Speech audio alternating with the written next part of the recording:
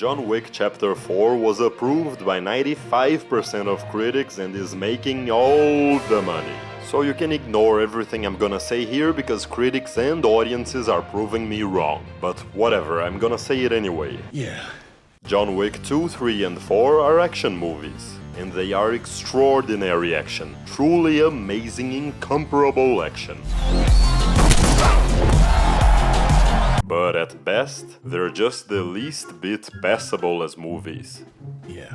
Let's journey back to Johnny 1. I remember very well how much I loved it when I first watched it. I recommended it to just about everyone I know, and I seldom mentioned the action. What made the movie special was its premise. It's simple, a perfect excuse to unleash perfectly choreographed action set pieces, but with enough story to make you keep watching when nobody's getting a bullet to the head. This recent widower receives a puppy to help him mourn his wife. A Russian gangster kills the dog, and we find out that guy is not just any widower. He is the baddest motherfucker in the history of badness and motherfuckerness. And now he's pissed. There. That's all you need. A character, a situation, and this just might be the most important one, a promise, and now the audience will be glued to the screen for the rest of your runtime. The well-made action is just the cherry on top. Then we got Chapter 2.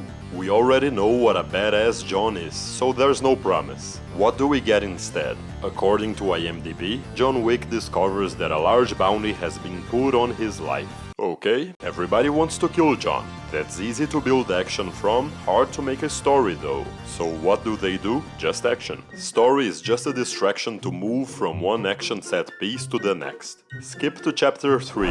What have you got, IMDb? John Wick is on the run, and with a 14 million price tag on his head, he's the target of hitmen and women everywhere. So, everybody wants to kill John? Again? And now the fourth one is the exact same thing, but with an ending, after 3 hours. We've basically been given 7 hours of everybody wants to kill John Wick. 421 minutes of a protagonist whose only objective is survive. That's not enough. There comes a moment after about your 200th headshot when you wonder, what does John even want to live for? We see him doing nothing, absolutely nothing but killing and talking about killing. Need more firepower.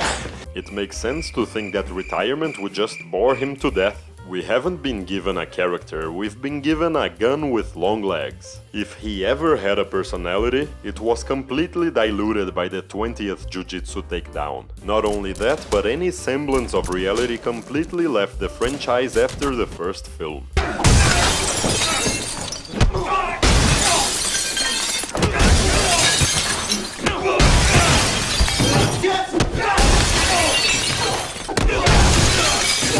Remember how after getting beat up, John stays down and passes out like, you know, a human? Now he can survive this.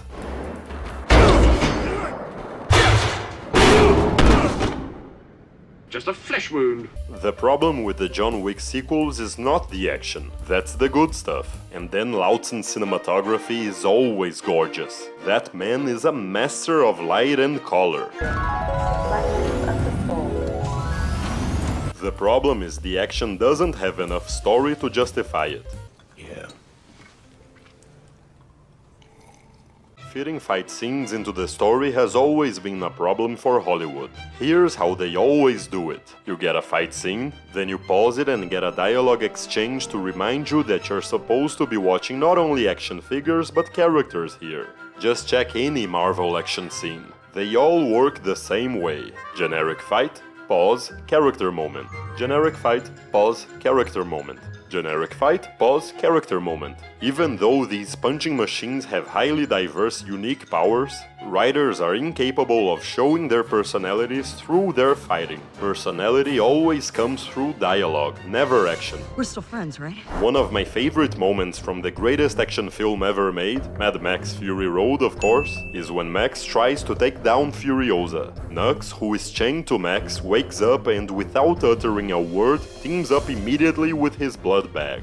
No need to halt the fight and have those two even glance at each other. It is an immediate character decision right in the middle of action. It's not only perfect for the intended high-octane tempo, it's sneaky character development. Nux, who up until then has just been a glamorized goon, is revealed to be extremely determined with lightning-quick thinking. When he gets really dramatic character moments later on, it's not out of nowhere, it's deserved. Glory me, Bloodbag. We snagged her alive. Compare that fight scene to the ending of Hobbs and Shaw. These two burly babies spend the whole movie bickering like little old ladies before realizing in the final fight that they need to, surprise, surprise, team up. And of course it comes through 20 seconds of mid-action chat. We work together, we can hurt him. You're right. Time to work as a team. There's two of us and one of him. I'll take a punch and let you land one. This is so dumb. The super soldier's weakness is fighting more than one person at once. Jesus. Anyway, the Fury Road immediate alliance is something so rare as to be a unicorn. Hobbs and Shaw is the norm.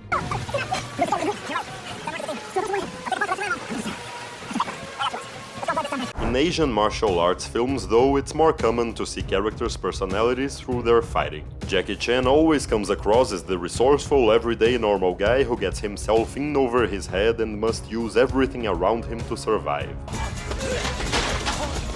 In the greatest fight scene of all time, Crouching Tiger, Hidden Dragon of course, you learn a lot about the characters from the way they fight. Yes, there's a bit of pause for talk, but the fight itself is a perfectly choreographed character moment for both involved. Zhang Zi is arrogant and over-reliant on her superior sword. She has no strategy besides hitting hard and breaking Michelle Yeoh's weapons. Whenever it fails, she just hits harder.